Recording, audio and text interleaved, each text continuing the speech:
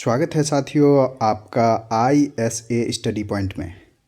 मैं हूं अजहर नज़ामी और आज हम लाए हैं आपके लिए बहुत ही ख़ास एक चैप्टर क्लास 11th के बायोलॉजी का ये तीसरा चैप्टर जिसका नाम है प्लांट किंगडम। साथियों, ज़्यादातर बच्चों का कमेंट आता है कि प्लांट किंगडम बहुत टफ़ लगता है, कैसे याद किया जाए इस चैप्टर को।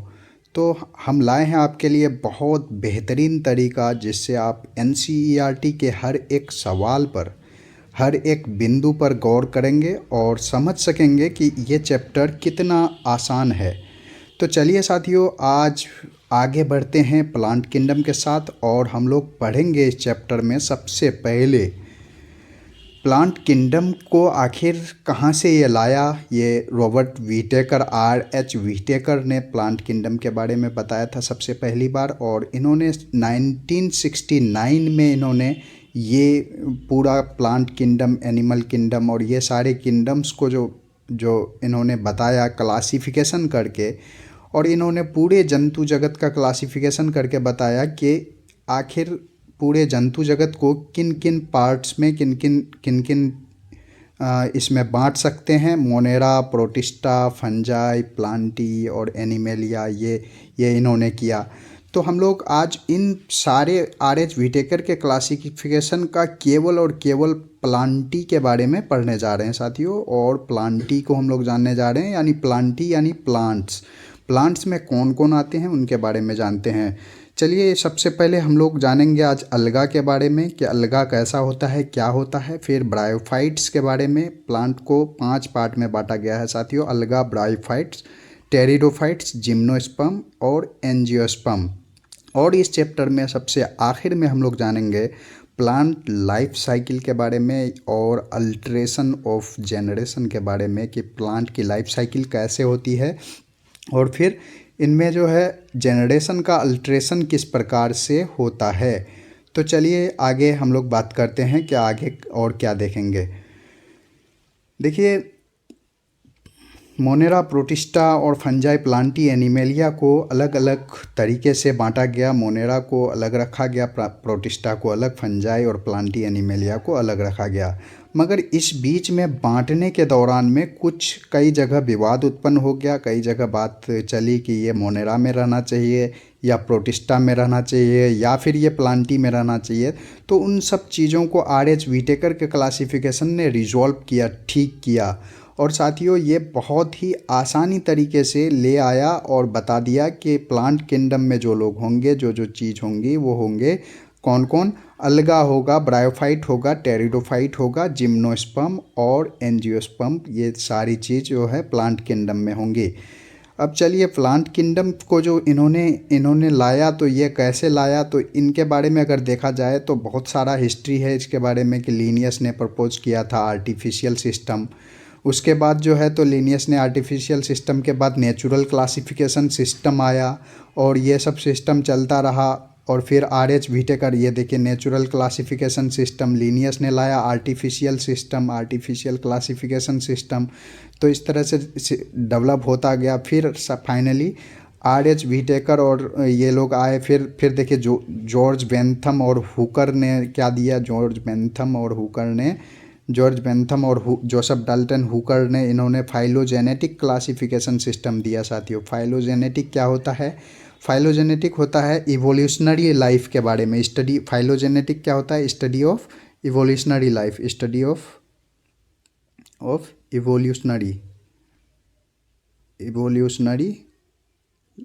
इवोल्यूशनरी यानी इवोल्यूशन के बारे में अगर देखा जाए, इवोल्यूशन के हिसाब से अगर देखा जाए तो उस क्लासिफिकेशन सिस्टम को हम लोगों ने क्या नाम दिया? Phylogenetic classification system. तो उसके बाद जो है तो बहुत सारी और चीज़ें देखने लगे और बहुत सारे और जो है टेक्सोनोमिस्ट आए। उन्होंने न्यूमेरिकल टेक्सोनोमी के बेस्ट पे और साइटो टेक्सोनोमी और कीमो टेक्सोनोमी के बेस्ट पे क्लासिफिकेशन किया चीज़ों का। तो चलिए, आज सबसे पहले हम लोग स्टार्ट करते हैं प्लांट किंगडम का जो पहला पार्ट है, जो पहला जो वो तो उसको देखते हैं। प्लांट किंगडम के पहला पार्ट अलगा है हमारे पास। अलगा के बारे में जानते हैं कि अलगा क्या होता है साथियों। अलगा क्या क्या क्या होता है और इसके अंदर कौन कौन से क्या क्या ब्रांचेज हैं उसके बारे में जानेंगे।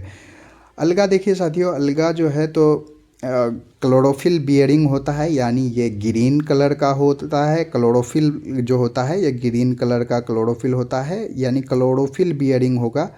सिंपल थाइलॉइड होगा, यानी छोटा सा सिंपल होगा, और थाइलस लाइक स्ट्रक्चर यानी पत्ते की तरह स्ट्रक्चर होगा।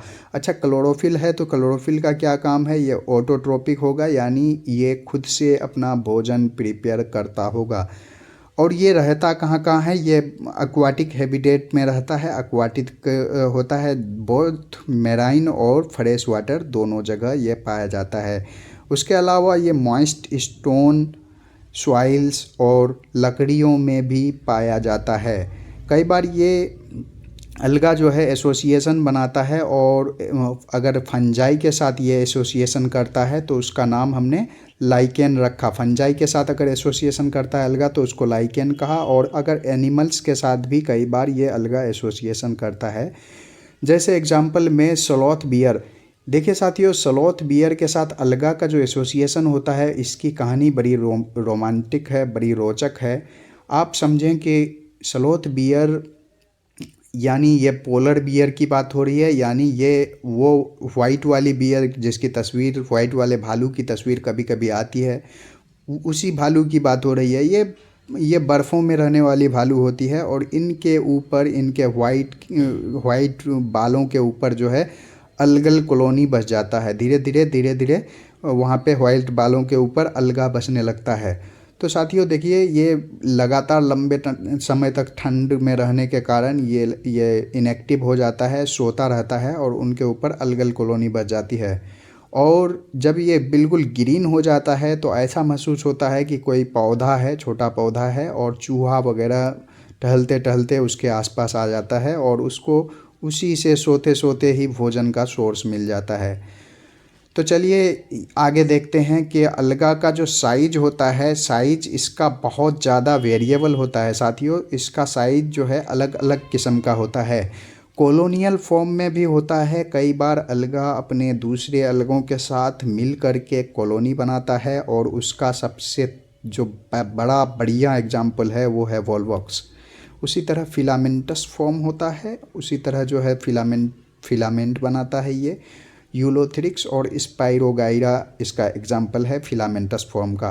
वहीं कुछ अलगा जो है मेराइन होता है, यानी समुद्री होता है, और ये बहुत लंबा लंबा सा कैल्प बनाता है, बहुत लंबा होता है, नीचे से एकदम बिल्कुल समुद्र के सतह तक आ जाता है, और ये ऐसा बन जाता है जैसे कोई बहुत बड़ा प्लांट की बॉडी हो। चलिए देखते हैं आगे अलगा का रिप्रोडक्शन के बारे में, जानते हैं कि अलगा कैसे रिप्रोड्यूस करता है। अलगा जो है वेजिटेटिव रिप्रोडक्शन भी करता है, वहीं सेक्सुअल और एसेक्सुअल रिप्रोडक्शन भी करता है। वेजिटेटिव रिप्रोडक्शन अलगा में फ्रेगमेंटेशन से होता है, यानी अलगा की बॉडी टूट जाती है, और टूटने के बाद वो कई टुकड़े में बट जाती है, और उन टुकड़ों से फिर दूसरा अलगा उत्पन्न हो जाता है, दूसरा पौधा उत्पन्न हो जाता है।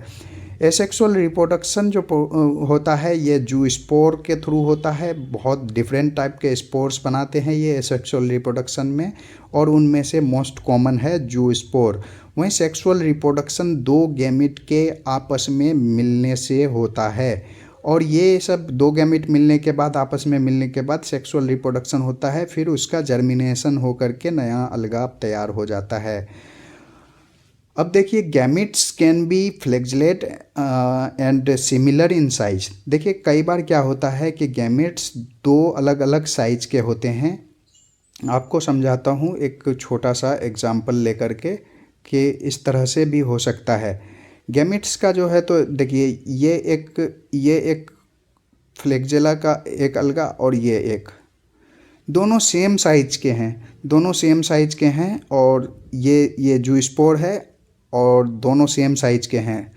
तो इसमें इसको क्या कहेंगे, आइसोगेमस, इसको कहेंगे आइसोगेमस। अगर ये दोनों की साइज अलग अलग हो गई तो ये एन आइसोगेमस, ठीक है। और एक बड़ा और एक छोटा, फीमेल छोटा और मेल काफ़ी छोटा, और अगर फीमेल काफ़ी बड़ा साइज का है और दोनों के बीच में अगर फ्यूजन होता है तो उसको बोलेंगे ऊगेमस। और ये तीनों तरीके से जो है रिप्रोडक्शन करता है अलगा, आइसोगेमस, एनाइसोगेमस और ऊगेमस। आइसोगेमस, एनाइसोगेमस और ऊगेमस का एग्जाम्पल वोल्वोक्स और फ्यूकस है। तो चलिए साथियों आगे देखते हैं। आगे कुछ डायग्राम्स दिए हुए हैं अलगा में, और एनसीईआरटी में आपको ये डायग्राम्स मिल जाएगा। एनसीईआरटी की किताब ही है ये, और इसको आप देखिए, ये वोल्वोक्स का डायग्राम है। ये वोल्वोक्स कॉलोनियल फॉर्म में होता है, और ये वाली जो आप देख रहे हैं ऊपर वाली ये लेयर, ये ऊपर वाली लेयर, ये पूरी इसकी पेरेंटल कॉलोनी है। ये पूरी इसकी ये वाली जो देख रहे हैं आप लोग, ये पूरी पेरेंटल कॉलोनी है, ये पेरेंटल कॉलोनी है। और उसके अंदर जो ये कॉलोनी आपको दिख रही है, ये डाउटर कॉलोनीज़ है, इधर इधर और इधर ये डाउटर कॉलोनीज़ है। यानी यहाँ से पता ये चल रहा है कि पेरेंटल कॉलोनी और डाउटर कॉलोनी दोनों एक साथ रहता है, और ये कॉलोनियल फॉर्म में रहता है। इसको वोल्वोक्स कहते हैं। उसी प्रकार देखिए, ये एग्जाम्पल दिया है यहाँ पे ग्रीन अलगा का। अलगा के 3 पार्ट होते हैं, 3 फॉर्म होते हैं, ग्रीन अलगा, ब्राउन अलगा और रेड अलगा। तो ग्रीन अलगा का एग्जाम्पल है ये वोल्वोक्स हो गया। और दूसरा एग्जाम्पल लेते हैं हम लोग यूलोथ्रिक्स को। ये वाला देखिए यूलोथ्रिक्स है, ये हमारा यूलोथ्रिक्स है। ये एग्जाम्पल है यूलोथ्रिक्स का। ये सेकंड एग्जाम्पल जो आप देख रहे हैं, ये सेकंड एग्जाम्पल यूलोथ्रिक्स का है।